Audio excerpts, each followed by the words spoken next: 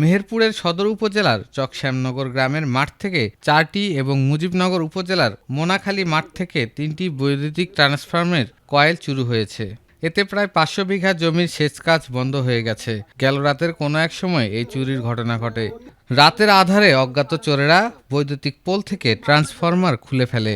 ট্রান্সফরমারের উপরের কাভার ভেঙে ভিতর থেকে কয়েল নিয়ে যায়। এতে প্রায় 5 শতাধিক বিঘা জমির সেচ কাজ বন্ধ হয়ে গেছে।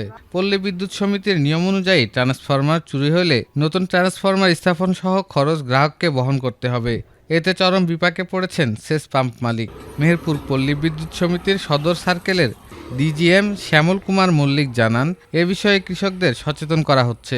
এছাড়াও নিয়মতান্ত্রিক উপায়ে আবেদন করলে নতুন ট্রান্সফরমার লাগানো সম্ভব।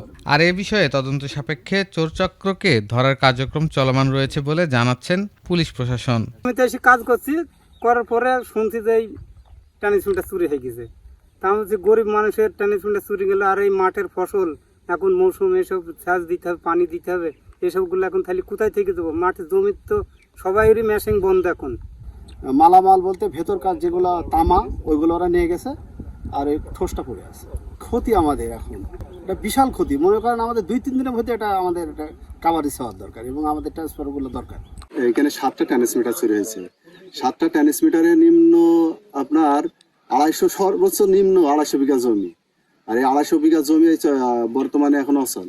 মাঠে তো আর আগের স্যালো মেশিনে সেচ দিতে ওইটা তো আর নেই। প্রশাসন বলেন বা ওর তো অনেক কিছু ভূমিকা নিতে পারে। ওকে আজ পর্যন্ত দেখলাম না কোনো কিছু ধরা পড়া বা এরকম ধরনের এখনো কোনো কিছু হয়নি। মেহেরপুর থেকে উম্মে ফাতেমা রোজিনার পাঠানো তথ্য ও চিত্রে ডেস্ক রিপোর্ট, এটিএন বাংলা।